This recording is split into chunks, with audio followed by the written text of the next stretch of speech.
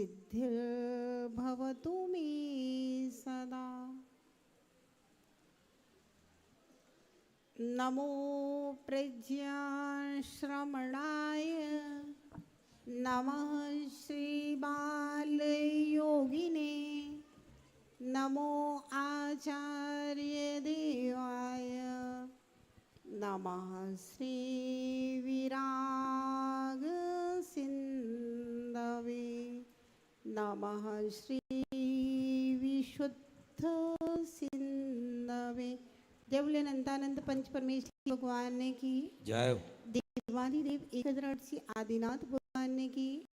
देवादिदेव एक से चिंतामणि पार्श्वनाथ भगवान ने की जय। अंतिम तीर्थेश वर्तमान शास्त्री की परम पूज्य गणाचार्य गुरुदेव श्री 108 विराग सागर जी महाराज की जय हो। अहिंसा परमो धर्म की जय हो।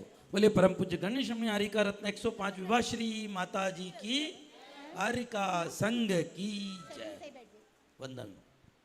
चलिए एक अध्याय का पाठ करेंगे। सबसे पहले चौथे अध्याय का पाठ। देवास अच्छा, मोक्ष मार्गस्य नेतारम, चौथे अध्याय का पाठ करेंगे क्योंकि चौथे अध्याय का पाठ अभी किया नहीं है एक भी बार।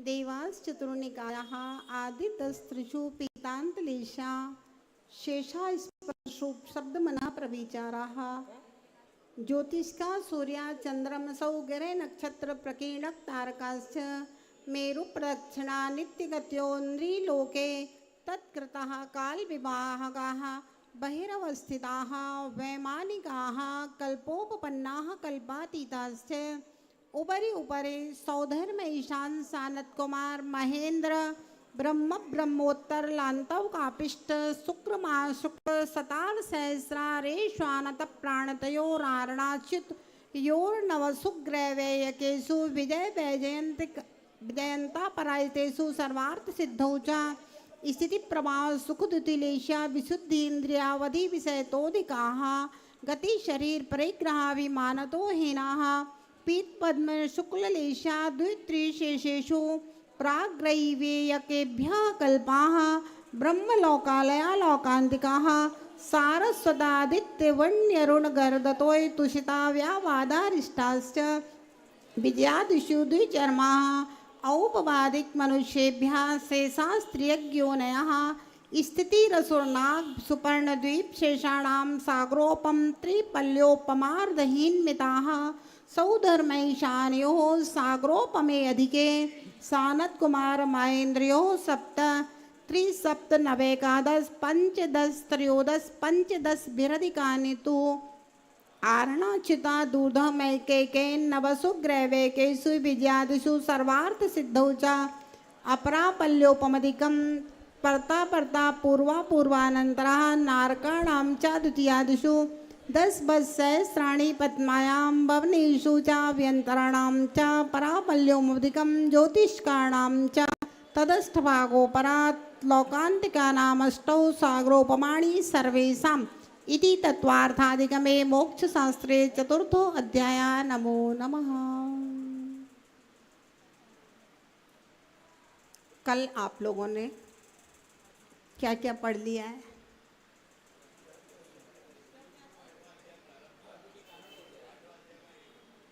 हो गया? एक सूत्र भी नहीं हुआ।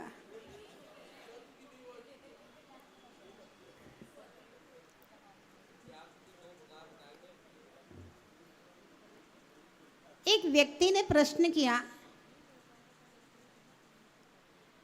कि बेर के कांटे को नुकीला किसने बनाया?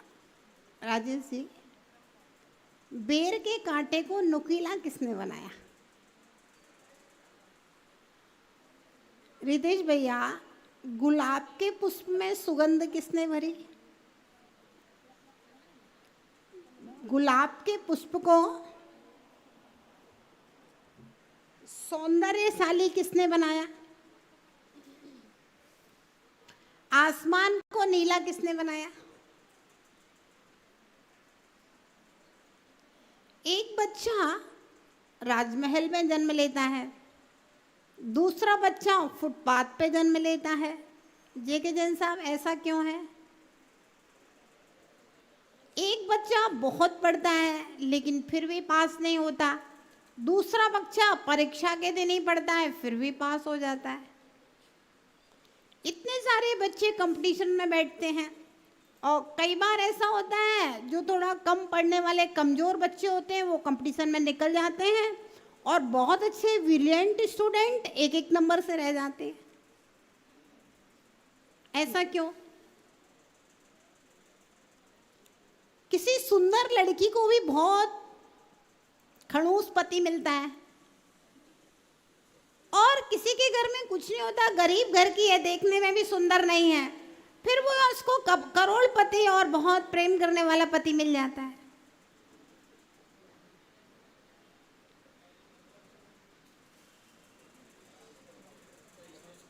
किसी की बातें सबको बड़ी अच्छी लगती हैं और किसी की बातें अच्छी नहीं लगती। कोई अच्छी बात कहे तो भी अच्छी नहीं लगती, कोई खराब बात कहे, चिल्ला के कहे, तब भी आदमी को सुनना पड़ती है। ये संसार में विविधताएं क्यों हैं? सोचिए इस विषय में। देखिए, ये संसार 6 द्रव्यों से मिलकर के बना है। ऐसे तो 2 ही द्रव्य हैं, जीव द्रव्य और अजीव द्रव्य। अजीव द्रव्य के 5 भेद होते हैं, पुद्गल, धर्म, अधर्म, आकाश और काल। तो 6 द्रव्य हो जाते हैं, 5 अजीव द्रव्य और 1 जीव द्रव्य।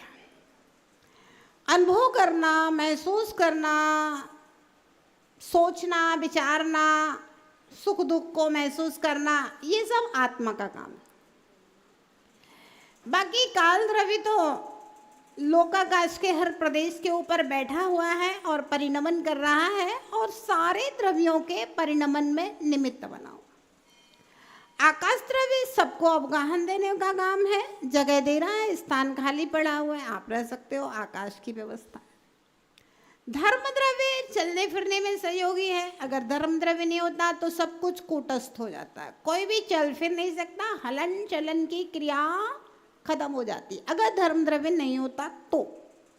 अधर्म द्रव्य ठहरने में सहयोगी है, क्योंकि अगर अधर्म द्रव्य नहीं होता तो हम लोग बैठ नहीं पाते, चलते ही फिरते रहते हैं, है ना। कुछ भी स्थिर रहता है, ये मकान दुकान, ये धरती भी स्थिर नहीं रहती, सब कुछ चलता फिरता रहता अगर अधर्म द्रव्य नहीं होता तो। आपको 4 द्रव्य समझ में आ गए, धर्म, अधर्म, आकाश और काल द्रव्य। अब बचता है जीव और पुद्गल द्रव्य। जीव चैतन्य स्वभावी है, ज्ञान दर्शन जिसका स्वरूप है, जानना देखना जिसका स्वरूप है, अनुभव करना, महसूस करना, कुछ करना जिसका स्वरूप है। और पुद्गल द्रव्य रूप रस गंध स्पर्श से सहित है, वह सारा का सारा पुद्गल द्रव्य। मतलब हम जो देखते हैं सब पुद्गल द्रव्य है, जो सुनते हैं वो भी पुद्गल द्रव्य है, जो सूंघते हैं वो भी पुद्गल द्रव्य है, जो हम खाते हैं वह भी पुद्गल द्रव्य है, जो हम छूते हैं वह भी पुद्गल द्रव्य है। ये 6 द्रव्यों का एक सामान्य स्वरूप है। अब मेरा सवाल ये था कि संसार में विविधताएं क्यों हैं? उसका एक ही जवाब है,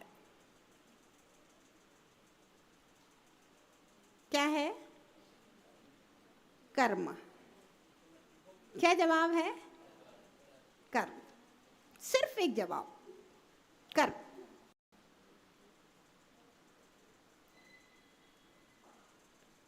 एक सम्राट ने अपने मंत्री से पूछा, मंत्री, ये नीम का पेड़ कड़वा क्यों है, आम का पेड़ खट्टा क्यों है, और ये नींबू खट्टा क्यों है, आम मीठा क्यों है? मंत्री ने कहा, सम्राट, सबका बीज अलग अलग है, सबका बीज अलग अलग है, इसलिए एक जैसा खाद, एक जैसा पानी, एक जैसी भूमि में, एक बगीचे में सारे वृक्षों के रूप, रंग, स्वाद सब कुछ अलग अलग। जैसे बीज अलग होने से वृक्षों की रूपरेखाएं अलग हैं, इसी प्रकार से सबका कर्म अलग अलग होने से सबकी व्यवस्थाएं अलग अलग, वो कर्म। अब सवाल ये है, कर्म कौन सा द्रव्य है? जीव द्रव्य है कि पुद्गल द्रव्य है कि धर्म धर्म आकाश काल द्रव्य? कौन सा द्रव्य है कर्म? राजेंद्र भैया कौन सा द्रव्य है? पुद्गल द्रव्य। इंद्रचंद जी कौन सा द्रव्य है कर्म? पुद्गल द्रव्य है। विनोद भैया कौन सा द्रव्य है? पुद्गल। आप ये लोग कह रहे हैं पुद्गल ही होगा, तो जब ज्ञानी लोग पुद्गल कह रहे हैं तो पुद्गल ही हो। कर्म जो है वो पुद्गल द्रव्य है। अब सवाल ये है, जो कर्म है वो पुद्गल द्रव्य है तो हमें दिखता क्यों नहीं है? कर्म जब पुद्गल है तो हमें दिखना चाहिए। तो पुद्गल का जो शुद्ध परमाणु होता है, जो आकाश के एक प्रदेश को घेरने वाला है, वो पुद्गल का शुद्ध परमाणु हमारे इंद्रिय गम्य नहीं है, हमारे इंद्रिय गम्य नहीं है। अब आप प्रैक्टिकल देखिए, आप कहते हो कि पुद्गल हमें दिखेगा तो हम पुद्गल को नहीं मानेंगे। ये चीकू कह रहा है माता जी पुद्गल हमें नहीं दिखेगा तो हम पुद्गल को नहीं मानेंगे। अंकित भैया पुद्गल नहीं दिखेगा तो हम पुद्गल को मानेंगे नहीं।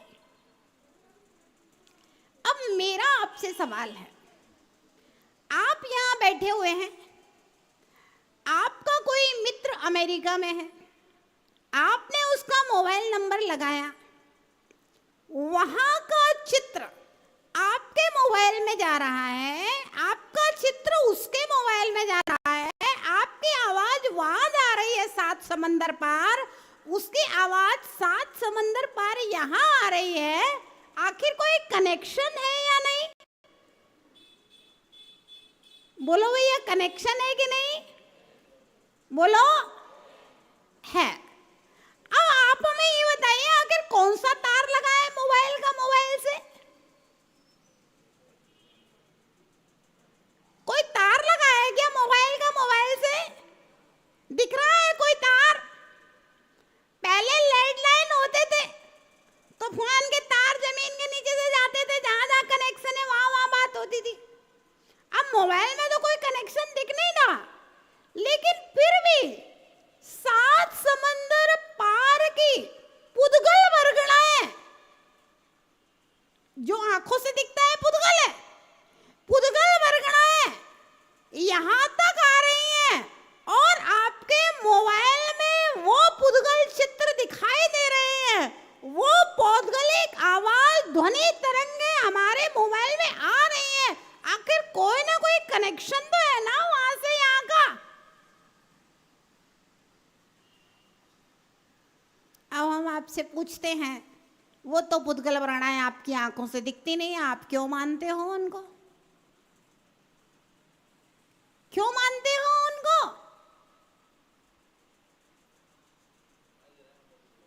हैं? सुनाई दे रहा है, दिखाई दे रहा है, इसलिए मानते हैं।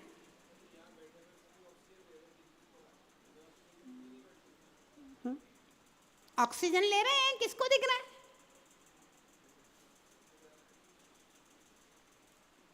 कहने का तात्पर्य है कि पुद्गल परमाणु इतने सूक्ष्म है जो हमारी इंद्रिय का विषय नहीं है। लेकिन मोबाइल तो प्रैक्टिकल है ना, टीवी का एंटीना प्रैक्टिकल है, एंटीना गड़बड़ होएगा तो तुरंत एक भी छड़ी अगर इधर की उधर हो जाएगी। पहले आजकल तो एंटीना लगते हैं क्या? अब नहीं लगते, पहले लगते थे। जब हम लोग छोटे छोटे थे ना अब वो टीवी देखते देखते अच्छी हवा चली, वो एक लकड़ी उसकी निकल गई, घूम गई, तो अब पता चले देख क्या छत पे वो एंटीना की लकड़ियां इधर उधर। पहले वो कह रही माता जी मच्छर आने लगते थे टीवी में। तो पहले चलते थे, अब एडवांस और ज़्यादा एडवांस व्यवस्थाएं हो गई हैं। उस समय हम लोग छोटे छोटे थे, जरा जरा से, जब नई नई टीवी चली थी आज से 40 साल पहले, तो उस समय ये सब होता था। तो अगर कोई ना कोई इलेक्ट्रॉनिक रेस एक दूसरे से कनेक्ट है, ये इतने बड़े बड़े टावर लगे हुए हैं ना, तो ये इलेक्ट्रॉनिक रेस को एक जगह से दूसरे जगह तक पहुंचाने के लिए जगह जगह टावर लगे हुए हैं, है ना। तो इलेक्ट्रॉनिक रेस जो आ रही हैं वो हमें दिख नहीं रही हैं, लेकिन इंस्ट्रूमेंट के द्वारा आवाज सुनाई पड़ रही है, चित्र दिखाई दे रहा है। इतने बड़े बड़े कार्यक्रम, आप सोचिए इतने से मोबाइल में सैकड़ों चैनल चलते हैं, सैकड़ों लोग अपने अपने वेबसाइट बनाए हुए, अपने अपने पता नहीं क्या क्या मोबाइल में, तो लगता है जैसे सारी दुनिया भरी हुई है। और दिखता कुछ है नहीं है, और निकालोगे तब दिखेगा। 1 नंबर 10 नंबर का मोबाइल नंबर है, 11 नंबर का मोबाइल नंबर है, 1 नंबर अगर बीच में गलत हो जाए तो कहीं का कहीं आवाज पहुंच जाएगी। आखिर कनेक्शन तो है। आप देखिए विज्ञान ने कितनी खोज की है, कितना वैज्ञानिकों का मतलब सूक्ष्म ज्ञान है, लेकिन ये ज्ञान केवल ज्ञान के सामने आत्मज्ञान के सामने ये ज्ञान कुछ भी नहीं है भैया। क्या होने वाला है?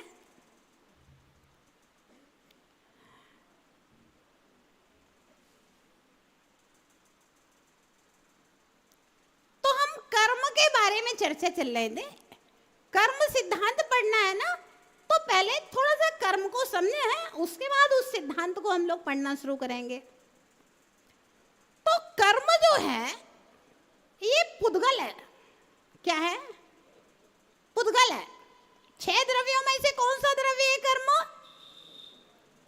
पुद्गल द्रव्य है कर्म। कौन सा द्रव्य है?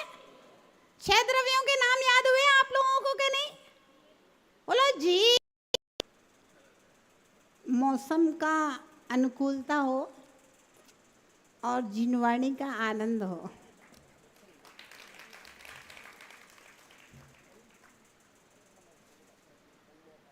सोने पे सुहागा है। चलिए हम लोग कर्म को समझते हैं, है ना।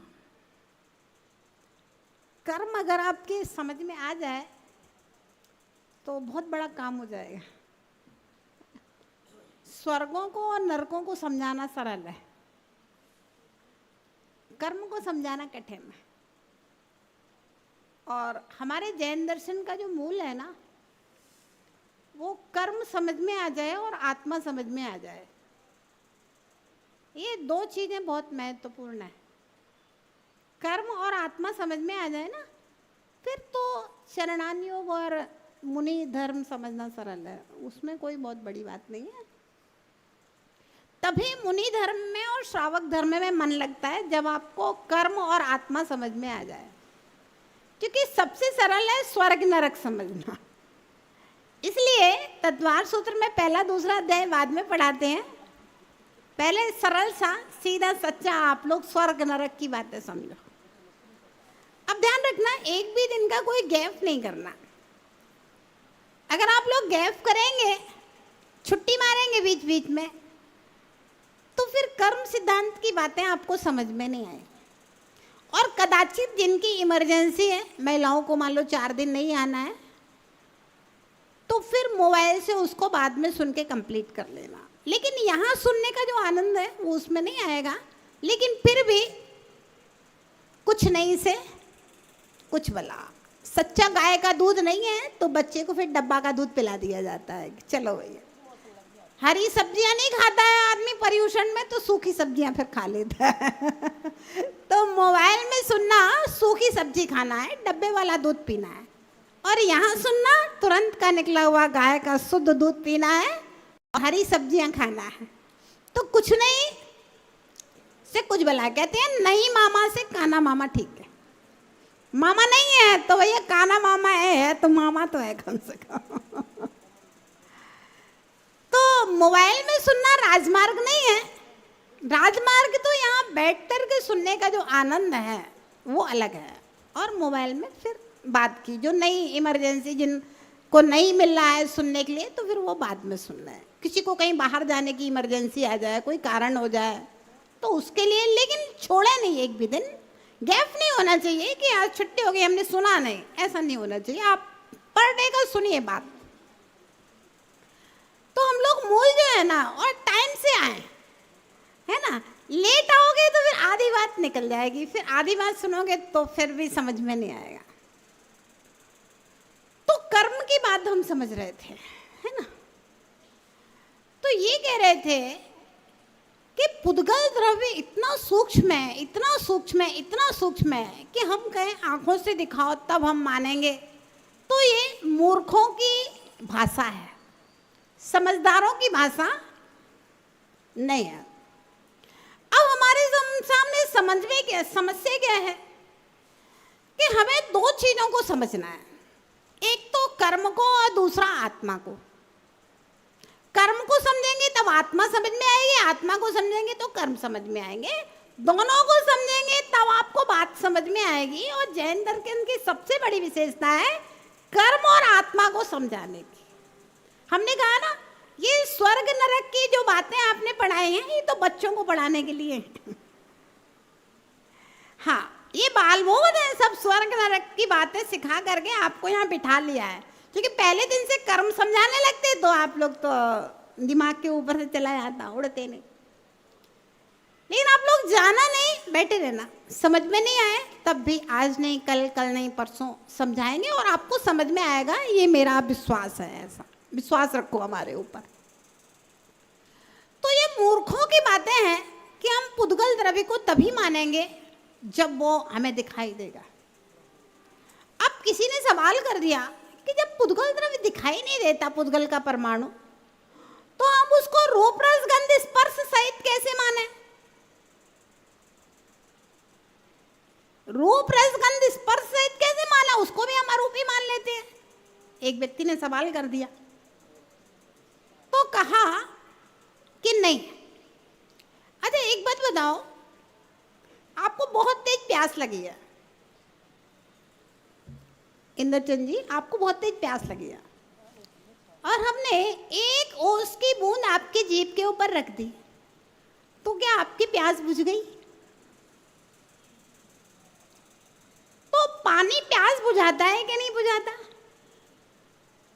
जब एक ओस की बूंद से प्यास नहीं बुझी तो हम कैसे माने कि पानी प्यास बुझाता है?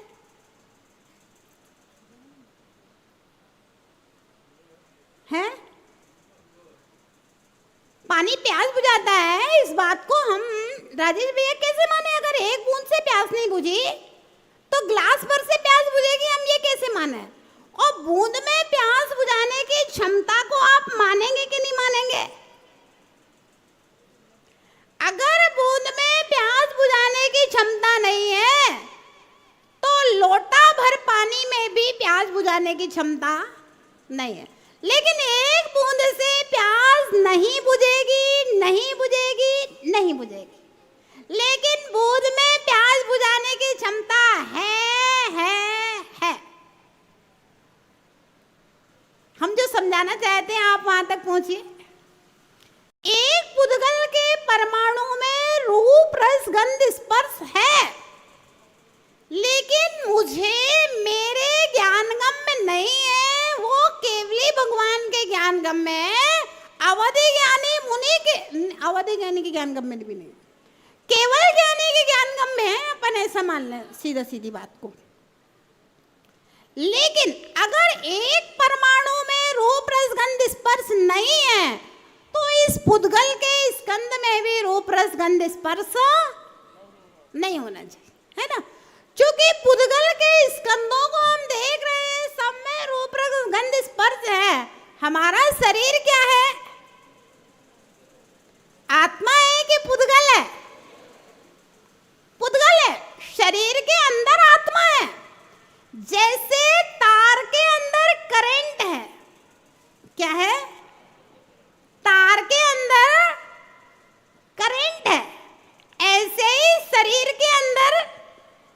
आत्मा है। करंट आया तो लाइट जल गई, पंखा जल गया। अब करंट नहीं दिखता, लेकिन लाइट जलने से और पंखा चलने से हम अनुमान लगा लेते हैं लाइट आ गई, करंट आ गया। ऐसे ही शरीर के अंदर आत्मा है तो आंख देखेगी, कान सुनेगा, मुंह बोलेगा, नाड़ी चलेगी, और आत्मा निकल जाएगी तो कुछ भी। तो लाइट जलने से, पंखा चलने से, इंस्ट्रूमेंट चलने से हम जान लेते हैं कि करंट आ गया। ऐसे ही शरीर के हलन चलन से हम जान लेते हैं इसमें आत्मा है, और नहीं आत्मा निकल जाएगी तो कुछ भी नहीं होगा। तो शरीर क्या है? पुद्गल, लेकिन इसके अंदर करंट की तरह आत्मा है। जैसे पानी का ग्लास भरा रखा है, अब उसमें एक चुटकी नमक डाल दिया तो पानी में खारापन कैसे आ रहा है? नमक से। लेकिन दिखेगा क्या? नमक दिखेगा क्या? स्वाद आएगा, दिखेगा नहीं नमक। ऐसे आत्मा दिखती नहीं है, लेकिन आत्मा है। बाहर के चिन्हों से हम समझ लेते हैं कि आत्मा है। तो हम बता रहे थे कि शरीर तो पुद्गल है। अगर पुद्गल के एक परमाणु में रूप रस गंध स्पर्श नहीं होता तो बहुत सारे पुद्गल परमाणुओं के पिंड में, स्कंद में भी रूप रस गंध स्पर्श नहीं होता। अगर एक बूंद में पानी में प्यास बुझाने की क्षमता नहीं है तो लोटा भर पानी भी प्यास नहीं बुझाएगा, समुंदर भर पानी भी प्यास नहीं बुझाएगा, क्योंकि पानी की बूंद में प्यास बुझाने की क्षमता नहीं है। अगर आप अनाज का एक दाना खा लो तो क्या भूख मिट जाएगी? नहीं मिटेगी। लेकिन अनाज के एक दाने में भूख मिटाने की क्षमता है कि नहीं? है ना? बोलो, है। लेकिन जब ज्यादा खाएंगे तब भूख मिटेगी, लेकिन एक दाने में भी भूख मिटाने की क्षमता है। ऐसे ही जब बहुत सारे पुद्गल स्कंद पुद्गल परमाणु इकट्ठे हो जाते हैं, उसको स्कंद कहते हैं, है ना, पिंड स्कंद। वो हमें दिखाई देता है, वही ध्वनि तरंगें हमें कानों को सुनाई देती हैं, वही सूंघने में आता है, वही खाने में आता है, वही छूने में आता है।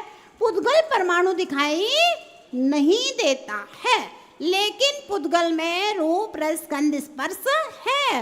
हम मोबाइल के उदाहरण से बहुत अच्छे से उन चीजों को समझ सकते हैं। एक्सरे की मशीन है, एमआरआई की मशीन है, तो किरणें उसमें जाती हैं और शरीर के सारे अंगों पांगों के विषय में क्या सिस्टम है अंदर का सारा एक्सरे में और एमआरआई की रिपोर्ट में सब कुछ आ जाता है।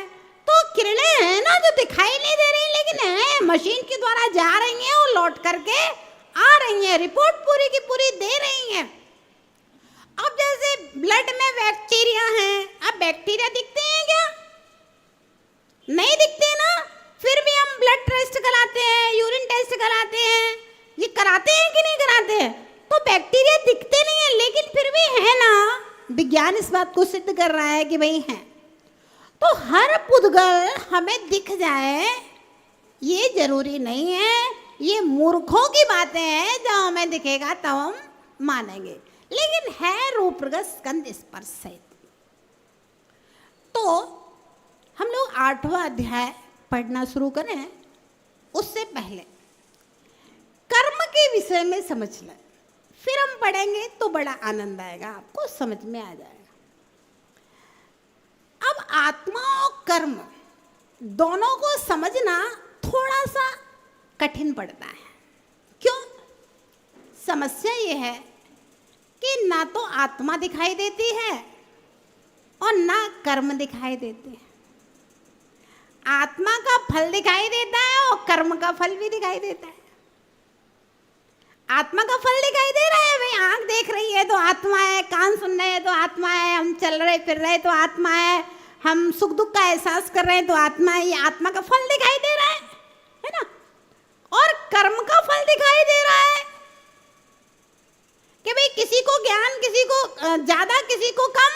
ज्ञानावर्णी कर्म का चयोपसम विविध है, किसी को लाभ अधिक, किसी को लाभ ज्यादा।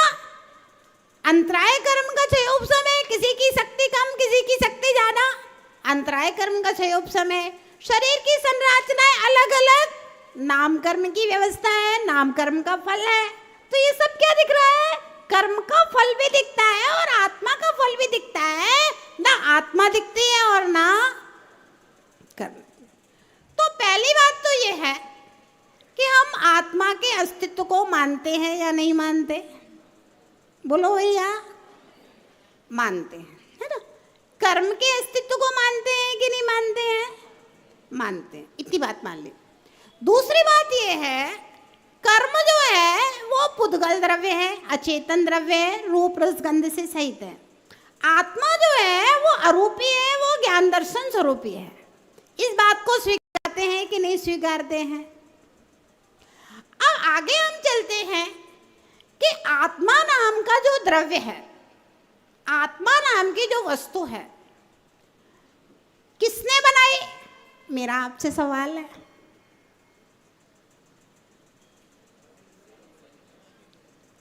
आप अपनी आत्मा से पूछो कि आत्मा को किसने बनाया? किसने बनाया आत्मा को? आत्मा बनाने वाली वस्तु नहीं है, क्योंकि आगम कहता है जिस जिसको बनाया जाता है वो मिट जाता है।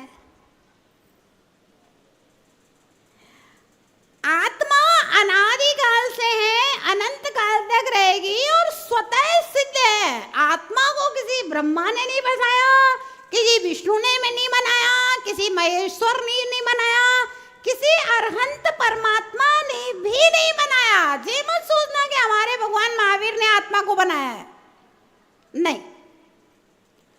आत्मा को किसी ने बनाया नहीं है, अनादिकाल से है और अनंत काल तक रहेगी। अब सवाल ये है कि कितनी आत्माएं हैं संसार में? कितनी आत्माएं हैं?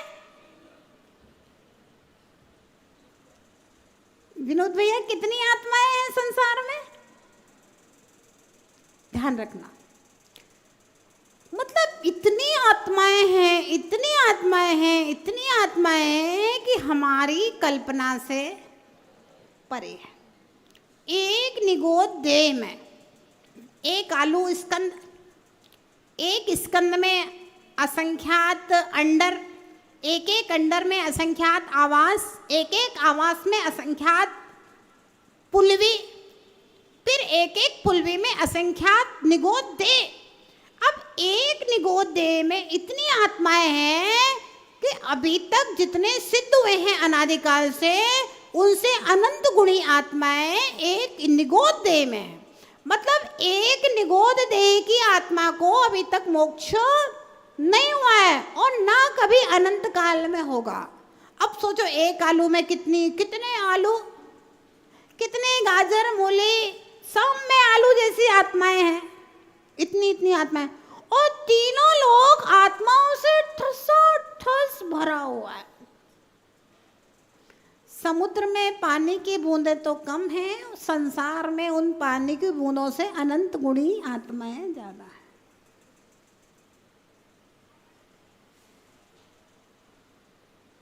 अब से सब आत्माएं कैसी कैसी दशा में पड़ी हुई हैं। अब हम पढ़ेंगे 8वें अध्याय में कैसी कैसी दशा में आत्माएं पड़ी हुई हैं। दूसरे अध्याय में पढ़ेंगे आत्माएं कैसी कैसी दशा में पड़ी हुई हैं। अभी प्रश्न बाद में, पहले हम सुना लें, उसके बाद तुमसे पूछें। कैसी कैसी दशा में आत्माएं पड़ी हुई हैं, है ना? अनंत आत्माएं, सूक्ष्म आत्माएं तीन लोक में ठस भरी हुई हैं, ऐसे एकदम से भरी हुई हैं। अब उन इतनी सारी आत्माओं में से पंडित दौलत राम जी ने लिखा है, दुर्लभ लही ज्यों चिंतामणि त्यों पर्याय लही त्रस्तणी। मतलब त्रस पर्याय को प्राप्त करना भी दुर्लभमणि चिंतामणि रत्न की तरह है। ये चीटी चीटा बन जाना भी बड़ा कठिन है, क्योंकि आत्माएं तो अनंत, उनमें कालीन के बन गए दिख रहे हैं। फिर मनुष्य बनना,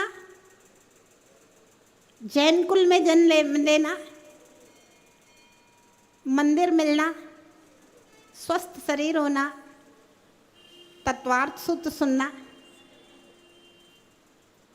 भगवान की वाणी सुनना,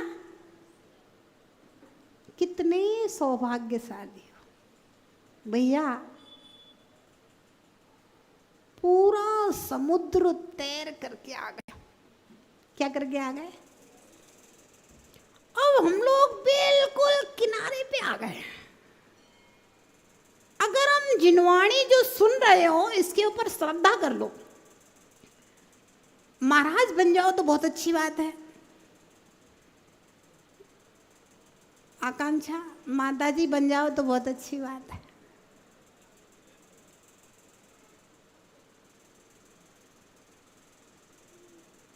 आप लोग भी माताजी बन जाओ जिनकी शादियां हो गई तो कोई दिक्कत वाली बात नहीं है। समिता, माताजी बन जाओ तो बहुत अच्छी बात है।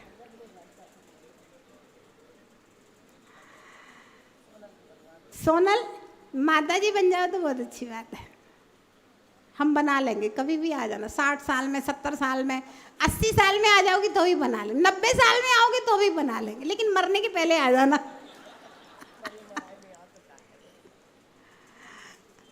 बना लेंगे, जब आओगे तब बना लेंगे। आत्मा का कल्याण तो एक मुहूर्त में भी हो जाता है।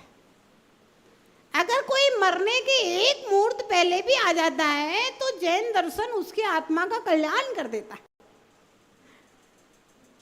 मरते समय भी अगर नाग नागिन को नमोकार सुन लेता है तो वह भी धर्मेंद्र पद्मावती हो जाता है।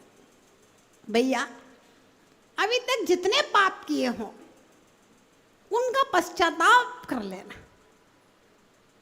भगवान के चरणों में, गुरु के चरणों में पश्चाताप कर लेना। आगे से हम अपने आप को सुधार लेंगे, ऐसी प्रतिज्ञा कर लेना। आगे से हम अपने आप को सुधार लेंगे। जब अंजन जैसा पापी भी उसी जन्म से मोक्ष जा सकता है तो भैया हम अंजन जितने तो नहीं है। अंजन जैसा पापी उसी जन्म से जब मोक्ष जा सकता है तो हम अंजन जैसे तो नहीं है। तो हम 2, 4, 5, 10 बमों में मोक्ष चले जाएं तो कोई आश्चर्य की बात नहीं। सुधार लेना अपने आप को, सौभाग्य मान लेना कि जिनवाणी सुनने के लिए मिल रही है, सुधार का अवसर मिल रहा है। ये बहुत बहुत भैया बहुत दुर्लभ, पता नहीं तुम लोगों के कौन से जन्मों का पुण्य उदय में आया है कि फिर से तीसरा चतुर्मास। नहीं तो दुनिया बहुत बड़ी है, हम तो कहीं भी जा सकते थे। दुनिया बहुत बड़ी है, हम तो कहीं भी जा सकते थे। तीसरा चतुर्मास, उसके साथ साथ में आप लोगों के सुनने के भाव, तत्वार्थ सूत्र पढ़ने के भाव, ये अपने आप में बहुत दुर्लभ चीज है। देखिए, साधारण बात नहीं है, बहुत कठिन चीज है। और उसमें भी आपका मन लग रहा है, कोई हम आपको जबरदस्ती पकड़ के तो ला नहीं रहे घर से, भैया 8 बज गए चलो, कि हम बार बार फोन खटकवा रहे हो कि भैया आओ। नहीं, आप स्वेच्छा से सुनने के लिए आ रहे हैं। मतलब आप सबकी होनहार बहुत अच्छी है, बहुत अच्छी। सो होनहार है। जिनवाणी में मैंने जो पढ़ा है यही लिखा है, जिनवाणी सुनने के परिणाम उसी जीव के होते हैं जिसकी भवितव्यता अच्छी होती है। जो निकट मोक्ष जाने वाले होते हैं, जल्दी भगवान बनने वाले जीव होते हैं, उनको ही अशोक जी जिनवाणी सुनने का भाव होता है। नहीं तो आपको बहुत काम है रिद्धि सिद्धि नगर के मंदिर में, लेकिन फिर भी चले आते हैं, छोड़ छाड़ करके। चलना है नहीं, रोज जाना है, समय पर पहुंच।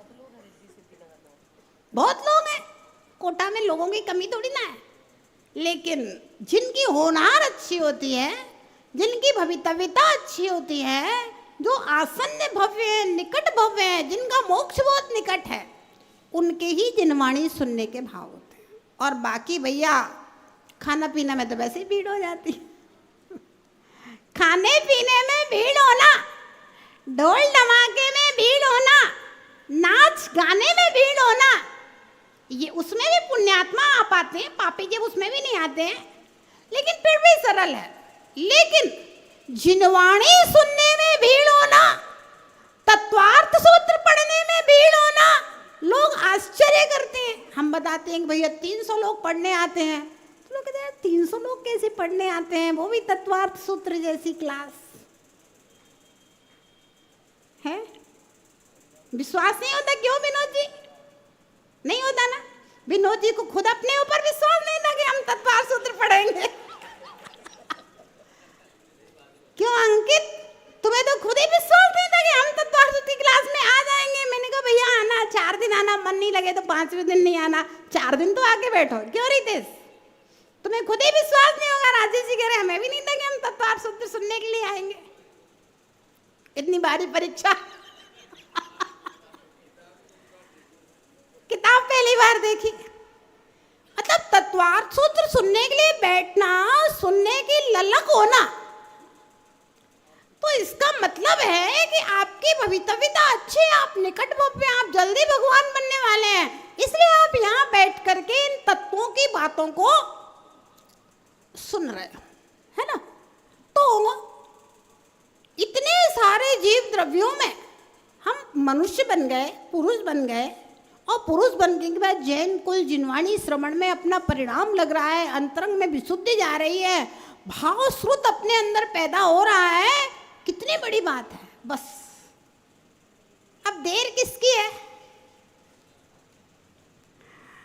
सम्यक दर्शन हो जाए, विश्वास हो जाए आपको जो बताया जा रहा है उसके ऊपर, बस। और अगर विश्वास नहीं भी हो तो भैया सुनना मत छोड़ना, है ना। और भगवान की भक्ति करके अपन सब ऊपर चलेंगे। कहाँ चलेंगे? ऊपर चलेंगे। फिर वहां से भगवान सीमंदर स्वामी के समोसरण में पाटोदी जी जेके जैन साहब ऐसे ही बैठेंगे। हमारे जितनी क्षमता है समझाने की, हम समझा पा रहे हैं। अब वहां गणधर स्वामी तो भाई, और भगवान की वाणी का प्रभाव वो तो कुछ अलग ही होगा। जो आप यहाँ पढ़ रहे हो वही वहां सुनने के लिए मिलना है, लेकिन वहां का प्रभाव साक्षात तीर्थंकर को, रूप को देखने से ही सम्यक दर्शन हो जाता है। वहां तो यहाँ हम प्रतिमा देखते हैं, यहाँ हम जिनवाणी पढ़ रहे हैं, वहां साक्षात देखेंगे तो अपने आप ही सम्यक दर्शन हो जाएगा। बस फिर आपका पक्का हो जाएगा। क्या हो जाएगा? पक्का हो जाएगा। फिर भटकने का काम खत्म हो जाएगा। फिर तो बस मनुष्य देव, मनुष्य देव, मनुष्य देव, मनुष्य देव, और सीधा मोक्ष, खत्म खेल हो जाएगा उसके बाद, है ना। आत्मा के अनंत सुख में लीन हो जाएगा, सिद्ध परमात्मा बन करके। तो हम कह रहे थे कि संसार में विविधता क्यों है? इसका मूल कारण है कर्म। नीम का पेड़ ऐसा क्यों, गुलाब का पेड़ ऐसा क्यों, आम का पेड़ ऐसा क्यों? कर्म, बीज कर्म, कर्म, नाम कर्म के उदय से शरीर की रचना हो। कोई सुंदर है, कोई गोरा है, कोई काला है, कोई कैसा है, सब कर्म, है ना। अब समस्या ये है कि कर्म आता हुआ दिखता नहीं। देखिए हमें क्या समझना है, वो दोनों चीजें दिखती नहीं है हमें, ना तो आत्मा दिख रही है और ना कर्म दिख रहा है। लेकिन आत्मा शरीर प्रमाण है, मानते हैं ना। तो कर्म भी कैसे है? शरीर प्रमाण। कहा जाता है ना, वो पाप की गठरी सिर पे रख के लाया है। तो भैया कोई पाप की गठरी ऊपर से जैसे आप कपड़ा की पुटरिया रख दो, ऐसी कोई पुटरिया नहीं रखी। कर्म, कार्मण वर्गड़ाएं पूरे संसार में फैली हुई हैं, नीचे ऊपर सब जगह फैली हुई, एकदम ठसाठस भरी हुई हैं। यहाँ तक कि मेरे शरीर के ऊपर भी कार्मण बन रहा है, हमारे शरीर के अंदर सब जगह अनंत अनंत वर्णमालाएं फैली हुई। और वे आत्मा के प्रदेशों के साथ बंधन को प्राप्त हो जाते, दूध और पानी की तरह। ऐसे नहीं, कैसे? दूध और पानी की तरह। आधा गिलास दूध, आधा गिलास पानी, दोनों को मिला दिया। अब कितने में दूध, कितने में पानी है? पूरे गिलास में दूध, पूरे गिलास में पानी। ऐसे ही पूरे शरीर में आत्मा और पूरे शरीर में कर्म। एक एक प्रदेश में कर्म है, एक एक प्रदेश में आत्मा है। अब हमें तो शरीर दिखता है, ना आत्मा दिखती है ना कर्म दिखता। अब कितना मुश्किल है कर्म और आत्मा को समझाना। कर्म का फल दिख रहा है और आत्मा का फल दिख रहा है, लेकिन ना आत्मा दिख रही है ना कर्म दिख रहा है। वो कर्म आकर के बंधन को प्राप्त हो जाता है और फिर कर्म एक निश्चित समय के लिए बंधता है, और फिर जब वो आत्मा से दूर होता है तो कुछ ना कुछ फल दे करके दूर होता है। जो फल परिणामों की विकृतियों के रूप में हम महसूस करते हैं और बाहर के द्रव्य के रूप में हम देखते हैं। गुस्सा आया, क्यों आया और कहाँ आया?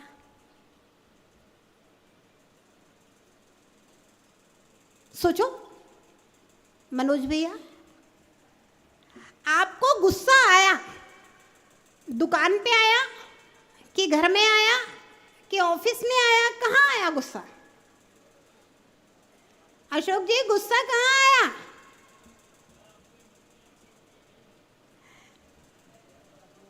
क्रोध कहाँ पैदा होता है? घर में होता है कि दुकान में होता है कि फैक्ट्री में होता है कि मंदिर में होता है कि धर्मशाला में होता है? कहाँ पैदा होता है?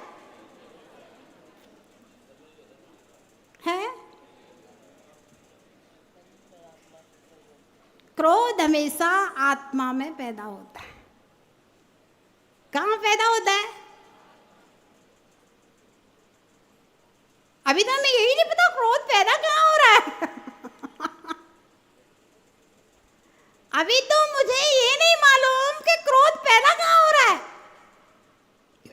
क्रोध हमेशा आत्मा में पैदा होता है।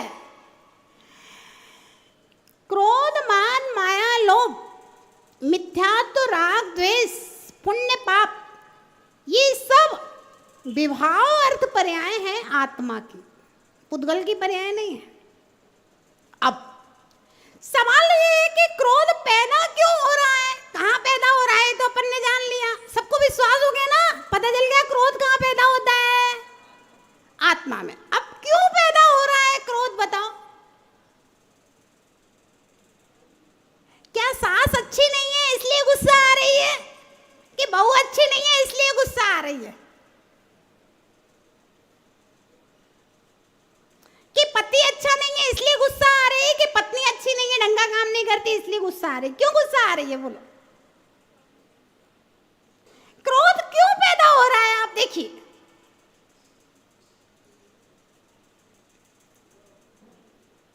सुकरात था एक दार्शनिक, उसकी पत्नी बहुत खड़ूस थी।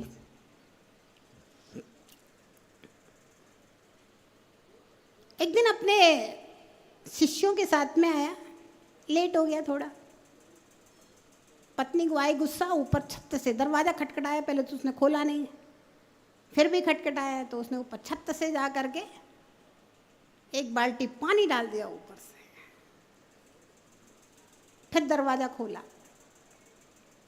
सुकरात ने कहा कोई बात नहीं,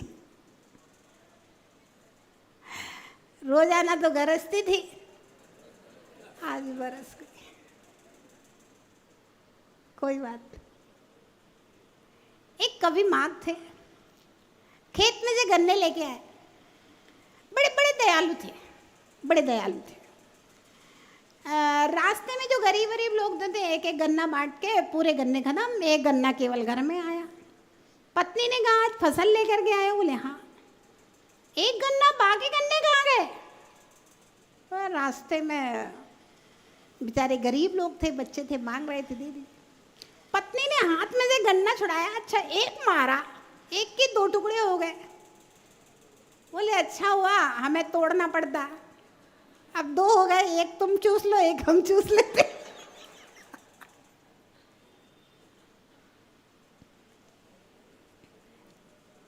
हम इन घटनाओं में ये खोज रहे हैं, क्या खोज रहे हैं?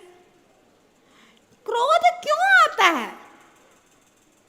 क्या पत्नी के कारण क्रोध आता है, या मेरे अंदर में क्रोध कसाय का उदय है इसलिए क्रोध आ रहा है? हैं? अगर पत्नी के कारण क्रोध आता तो सुकरात को क्रोध आना चाहिए था, कभी मां को भी क्रोध आना चाहिए था। उनको तो नहीं आया। खोजो, अंदर की चीजें खोजो। बार बार में तो ये दुनिया करती रहती है। मेरे अंदर कसाय का उदय है। पत्नी पति ये सब बहिरंग निमित्त है कर्म के उदय से। मेरी कसाय का उदय मुझ में क्रोध पैदा कर रहा है, और ये क्रोध नवीन कर्म बंद कर रहा है। भविष्य में फिर उदय में आएगा, फिर नवीन कर्म बंद होगा, फिर उदय में आएगा। ये श्रृंखला कैसे खत्म होगी? श्रृंखला कैसे खत्म होगी? भगवान की भक्ति से, गुरु की आराधना से हम अंदर रहने वाले क्रोध की शक्ति को अंदर ही कम कर देंगे। और जब शक्तिहीन क्रोध आएगा तब हम अपने चिंतन के माध्यम से, साम्य भाव के माध्यम से उस क्रोध में भी सुकरात की तरह, कवि माँ की तरह, भगवान पारशनाथ की तरह, गजकुमार की तरह, युधिष्ठिर की तरह, 5 पांडवों की तरह उस क्रोध को सहन कर जाएंगे और वो श्रृंखला खत्म हो जाएगी और हम भगवान बन जाएंगे।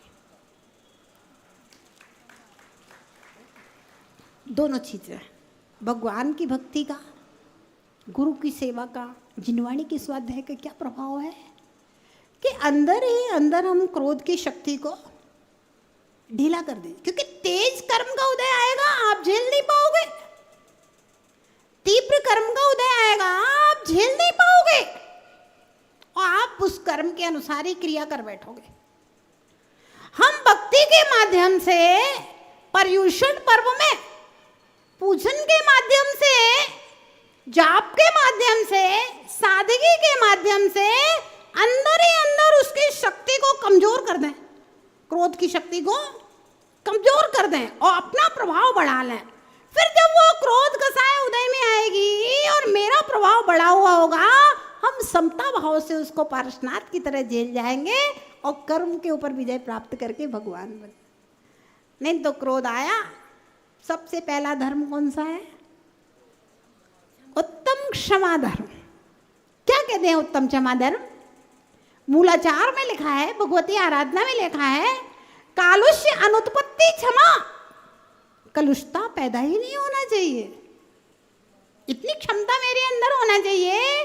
परिस्थिति चाहे कैसा भी हो, कोई मेरा कितना भी बुरा करे, फिर भी कलुषित नहीं होंगे, क्योंकि मेरा ही कर्म का उदय है, किसी दूसरे का कर्म का।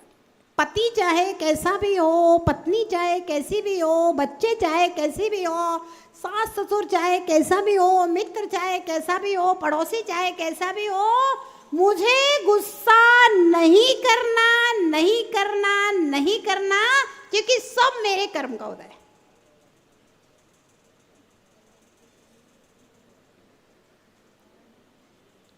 भैया श्रावक हो, थोड़ा सा फुसकार लेना, लेकिन काटना मत। लोक व्यवहार निभाने के लिए, अनुशासन बनाने के लिए, नीति न्याय की स्थापना के लिए श्रावक को फुसकारना पड़ता है, लेकिन अंदर में ले जा करके मत रखना। एक दिन हमने अभिमन्यु की कथा सुनाई थी ना, और दुर्योधन की कथा सुनाई थी। युद्ध करते हुए में अभिमन्यु ने सब छोड़ दिया, बैर विरोध नहीं, मुझे नमोकार सुना दो। और दुर्योधन कहता है, मेरी सेना में ऐसा कौन सा वीर है मेरे मरने के बाद पांडवों के वंश को नष्ट करेगा, मैं उसका अपने खून से राज तिलक करना चाहेगा। फुसकारना लेकिन काटना नहीं। काटोगे तुम्हारा नुकसान, फुसकारोगे एक नीति न्याय संसार की व्यवस्था बनाने के लिए वैसा मजबूरी में करना पड़ रहा है। कर नहीं रहे हैं, मजबूरी में करना पड़ रहा है। भैया कर्म कट जाएगा, भगवान बन जाओगे, है ना। तो कुछ कर्म जो आकर के आत्मा से बंधते हैं, क्यों बंधते हैं? अपने राग द्वेष के कारण। राग द्वेष कहाँ से आया? कर्म के उदय के कारण से। बड़ी विचित्र बात है। कर्म के उदय से राग द्वेष हुआ और राग द्वेष से कर्म बंधे, फिर कर्म के उदय से राग द्वेष होगा, फिर कर्म बंधेंगे, फिर कर्म के उदय से राग द्वेष होगा, फिर कर्म बंधेंगे। ये सब चलता रहेगा। कब तक? जब तक साम्य भाव नहीं आएगा तब तक ये सब चलता रहेगा। बंध के कारण आचार्य महाराज ने पहले बताए, बंध का स्वरूप बाद में बताएंगे। बंध के कारण मिथ्या दर्शन, कल विनेश्री माता जी ने बहुत अच्छे से समझा दिया था। ग्रहित मिथ्यात्व और अग्रहित मिथ्यात्व। कुगुरु कुदेव कुशास्त्र को मानना ग्रहित मिथ्यात्व। अग्रहित मिथ्यात्व अनादि काल से जो हम शरीर को आत्मा मानते रहे और शरीर के निमित्त से चेतन और अचेतन द्रव्यों को अपना मानते रहे, ये सब अग्रहित सम्यक दर्शन, इनका ज्ञान अग्रहित सम्यक ज्ञान, और इनके प्रति अपना मान करके जो भी हम आचरण करते हैं वो सब मिथ्या चारित्र, अग्रहित मिथ्या चारित्र। हाँ है, हाँ परिग्रह मान लीजिए। जिस परिग्रह को आप अपना मान रहे हो, उसको पाने के लिए, उसको संरक्षण के लिए जो भी आत्मीय संबंध कर रहे हैं वो सब अग्रहित मिथ्या। और अगर हम शरीर को अपना नहीं माने, क्योंकि शरीर तो पुद्गल है, आत्मा चैतन्य है, अभी अभी आप लोग बोल के चुके हो, सब लोग मान के चुके हो। शरीर को अपना नहीं माने, परिवार को अपना नहीं माने, घर परिवार को, मकान दुकान सोना चांदी को अपना नहीं माने, लेकिन लोग व्यवहार निभाने के लिए हमें इन सबको अपना कहना पड़ता है।